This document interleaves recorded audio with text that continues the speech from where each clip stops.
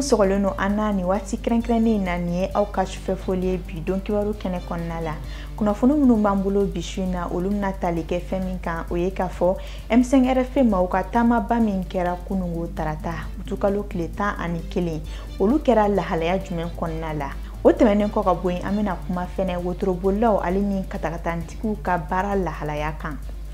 Ni kunnafoni ninnu an bɛna ninnu walawala aw ye a ti waati jan bɔ a y'aw bisimila.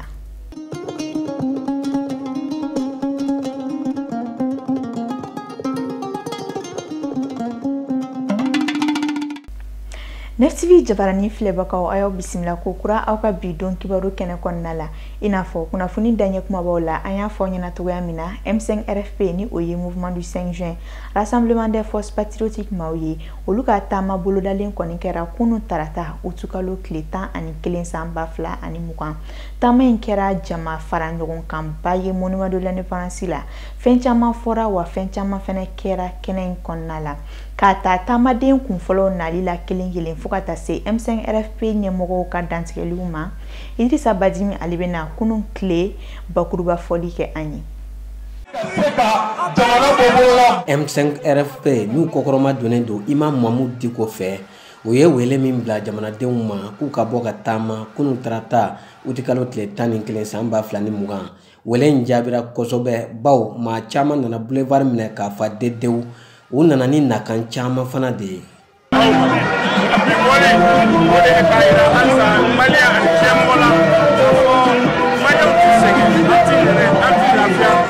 Jamana in libéré ka libéré ka bɔ tiɲɛni la ka libéré ka bɔ basigibaliya la ka libéré ka bɔ maa kelen ka bɛɛ jɛ fɛn k'a ta ye ka jamana in segin jamanadenw ma an tɛ sɛgɛn la an tɛ yɛlɛ. Muso ko ni cɛ ko tɛ denmisɛnnin maakɔrɔba tɛ ni jamana kɛra cogo dɔ la bɛɛ de bɛ donkanw tɛmɛnen M5 RFP ɲɛmaaw kɔni ye kuma ta kelen maa t'a dɔn min ka kuma ka farin ka tɛmɛ min kan. Fɛn min b'u kun n'u kan cɛ u y'a bɛɛ lajɛlen dan kɛnɛmaya jama ye. O kɔnɔna la yan ka militant minɛ k'u kiri joona ka taa n'u ye kaso la n b'a fɛ k'a fɔ aw tɔgɔ la k'a f'u ye u bɛ kaso la u b'an lamɛn sisan ko yanni tile damadama u bɛ bɔ kaso la Mali tɔgɔ la aw tɔgɔ la. Juge ye grève kɛ kalo 3 u m'u jate sisan u taara décret to dogo la juge ye fɛn o fɛn ɲini kalo 3 u y'a d'u ma u ye décret in ta kunna sini pour que juge ka fara olu kan que M5 RFP mɔgɔw kɛlɛ an b'a dɔn an b'a fɔ juge ye M5 RFP kɛlɛ de y'a kɛ olu sago. Bɛɛ tun sigilen bɛ ka maa min kɔnɔ n'o ye Imam Mahmoud Diko ye ale ye kuma ta ni ka kuma kuncɛ kumaw fɔ. Ka taa si bila ani hinɛ ɲini ka ɲɛsin olu ma ani silamɛ fura bɛɛ lajɛlen ani maa o maa ni binna jamana in kunkɔrɔ nka silamɛw ne dalen bɛ ko kelen na n b'a fɔ nin kɛnɛ in kan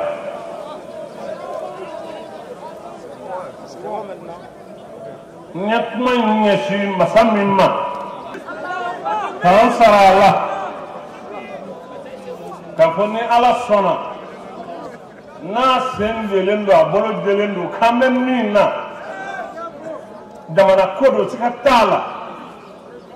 bi wula in na sankolo in t'i ye a bɛ san in minɛ minnu ye walidenw joli bɔ ka u fa fu u y'a kɛ u ma gasi sigi Ala ma Ala ka so kɔnɔ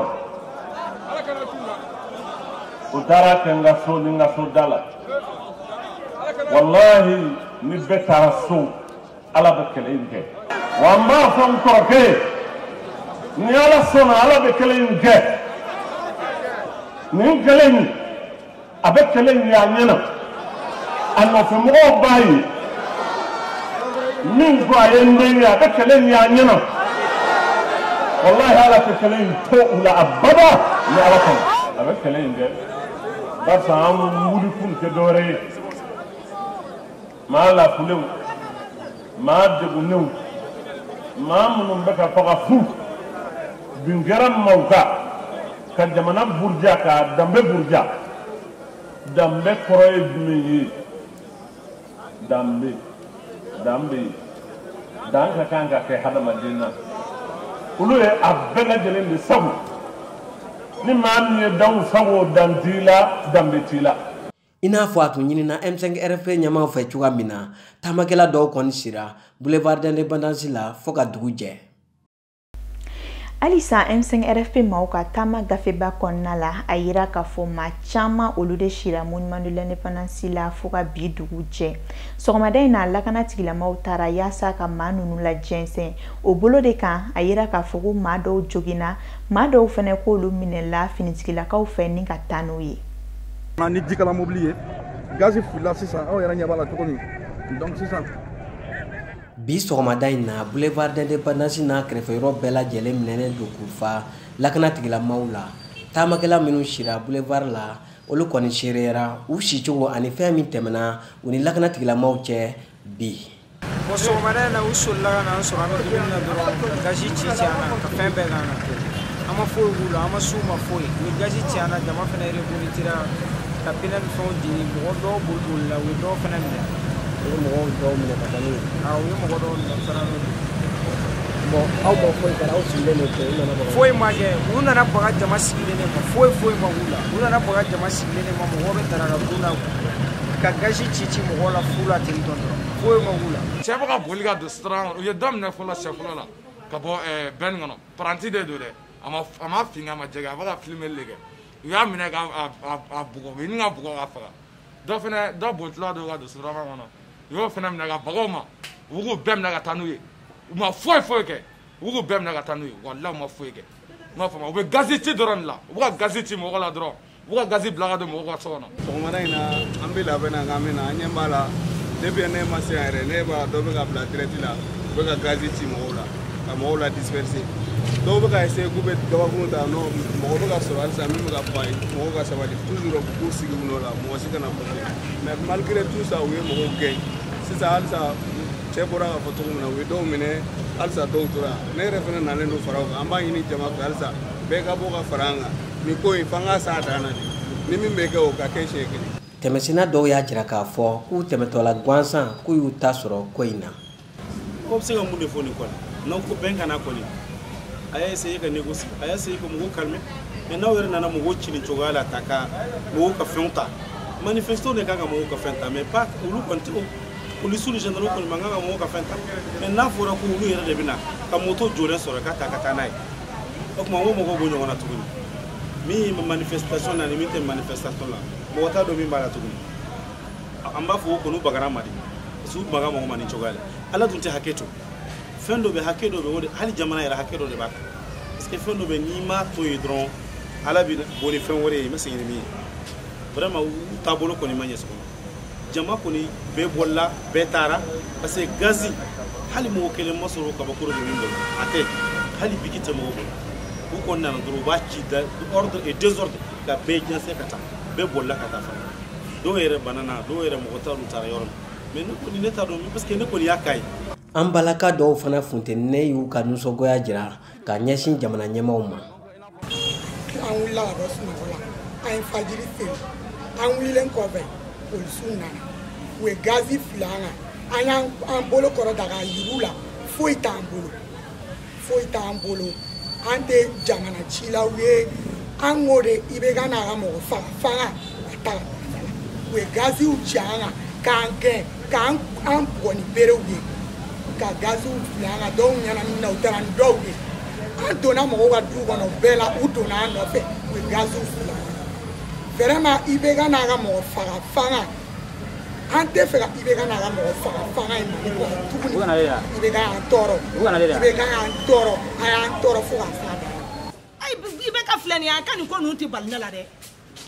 na yere obesi kuma ka ne do na kelala ay walide munu fa pasali baga donso na tara kungo ko na be na soko fa atikla matatiri ba be len ka akili sho me ka titla na madon ma ku ni boronto ko chiali kera ko assemblée chira ko arajo mali chira ngo anga ni songo de be ke kadla ale ni mugama na fangalo ale ka fen fe anga ni songo de do en po de do chiali mai chero me nanga e fen kera ni songo be ke ka yoro kla me ana madam no ni boronto ra ni be mi ni amuso ka kela de ne wara mamudu kokola ni mbora mamudu kokola isa ka wujo an wolo dona ko lu ni boronto ko kete ko ke kuma yete ko tate ko blata ta sega ben marsu be kan benjo muram sofle manda do ala de na tara ni boronto do mi unti o mi ngola ntefo na be malian be faka ku faka ka ban na ban faka kan faka ka ban ko male ma fa don so ni lakana tigila maw kon kembe ka ke fiembre ye temesina tito na fondila tito wode tarawulo fena funeganu mbala ka pine jini du kon na fanchamana ambe ala deli ala kanga jamana kolosuma MSing RFP mauka ni tamaja ana kuna funun betara Idrissa Badimi anaka jatala Tijan Siribere fe wote menenko kabui ame domina inafobi mboli fensi saba munu be anfe ya namba wole ko katakataniu olu koni meka chaya kosebe anga sirabo kanala jatemino ya jira ka fogo katakatani nali kera sababu ka chama babo wotroni bollaw ka sugu fangala wotroni bolla do yere ye o sheria anyenga ote katakatantiku akinai Aminata Danyo aleni Umar Traoré olu ye nyinni ke anyi akokan anga nyamada u ka sorolon fe kabini wati ja wotro puse ni ne tunye don girima untala nye kata yoro jauna sani katakatani kana gani san labaina katakatani chara ko sebe anga jamana kono amogotala mfugata se donitalama donita ko nasrala katakatani nali kera sababu ye ka chama bo wotro puse la u ka bara fangala katakatani na ikala belami ka se anuma bari sugu nion chema jan kusebe dundo kanga kata bla kata utrola wo beji kata ndiguma bari ubafo ko ni mogom se ato do be fana olu ta fe ka tama sena olu buga duni fana ji kata ndiguma pour ko ele sanfe ese afam wala fana chama fana be maglando fana ka tama fana bulu utrola olu ba be jatisa ko jibi no nyego olu bo be bla kata ndiguma ani on yara min maser mo marala ya wati dro marché do bina katani besingo ke chien kele la bon amun ma wudro bolla am chien jamanga dala quoi o fana golal bo nga don quoi ba jatemne osurni son kata ngana osurni be bara chamange no kata nale o bara cham flene kata mi seka o doke nga do bo ka baraketa comme taxi tigu fana bi chuka mina bon lu fana ba fo an do bo ka baraketa wala ni comme jamana inde do barate ni mi kumbora ya kechebe beni garjega do wotoro pusela fana be u berema donunta kerenkeren yala musola ka u fanfe yorola muso munu be sanige sugula sa no sanige ka fo kaka tabla kare wana korea o tena se moto tiguwel o kon be moto wotoro tigu kon be sa oke folo la wotoro tigu me war soro ere folo la mais sans wotoro tigu ka war soro sumela anu ga war ere be bo balaga fanfe sa anu na mse ka balaga fo rolo ku tando anu ga war be bo lu fanfe sa anu me marché mu soro yiri marché nu ni nega marché nu bejila kata tanduma olu ka nga marché era sumaya bara mabo barala janko ni bise ki dahiri me soro o de la bamana ba fo ko barala ngolonte ko mogolan kolonde be sigili ati foi di jamana ati jamana dila chokorobate musokorobate ivili ika barake ika fen soro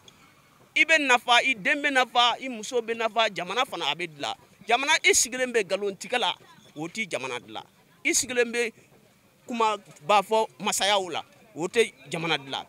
ebe miye ika do soro jamana fara be dila wula jamana bi se ka taula demsenu be taula muso be taula fembe be taula be na ka garsede ne miye ode oye katakata ni tigi do fana ya yirana ka fo ko fo shite olu ni wodro tigu se nyogoma sabula ko uga doni tata o te kelenyi katakata ni be se ka teme yoro do la ana se doni no wodro tigi fana na se doni do me katakata ni se ka teme wodro tigi le be se ka teme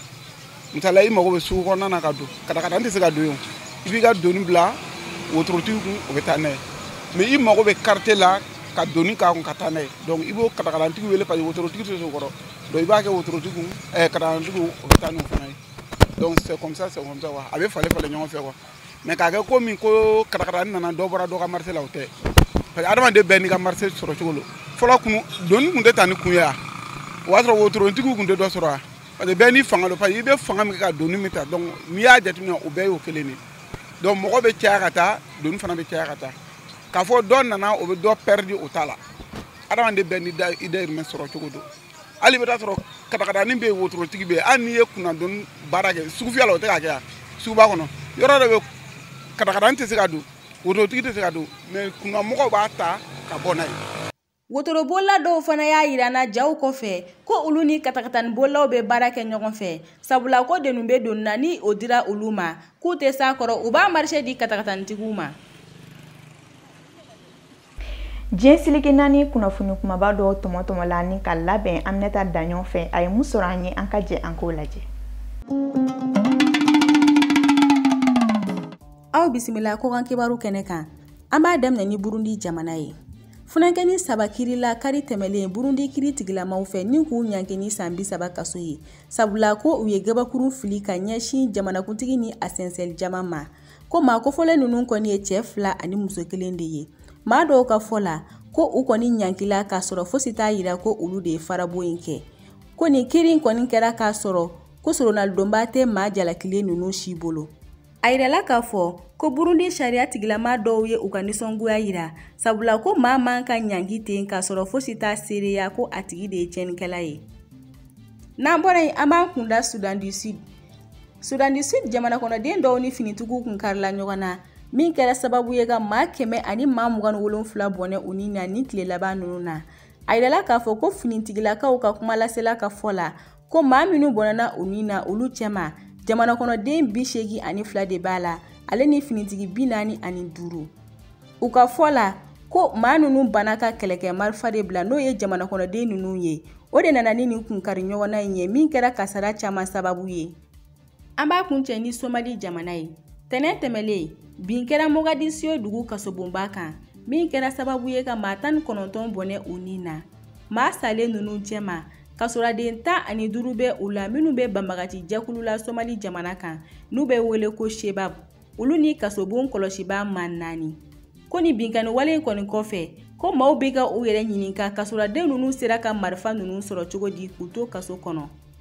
A yirala k'a fɔ ko kasobon kɔlɔsilibaw ka ɲɛmɔgɔ ka fɔ la ko kasɔraden 1 de ye kɔlɔsiliba dɔw ka marifa puruti tɔw fana girinna ka da u kan wa ko maa dɔw fana y'a yira ko mugu pɛrɛnta de cila kasɔraden ninnu fɛ. O t'a balen ye maa caman fana y'a seereya u ka fɔ la ko marifaw doni Somali kasobon kɔnɔ ko o ma bali olu la sabula ko telefɔni doni ma bali.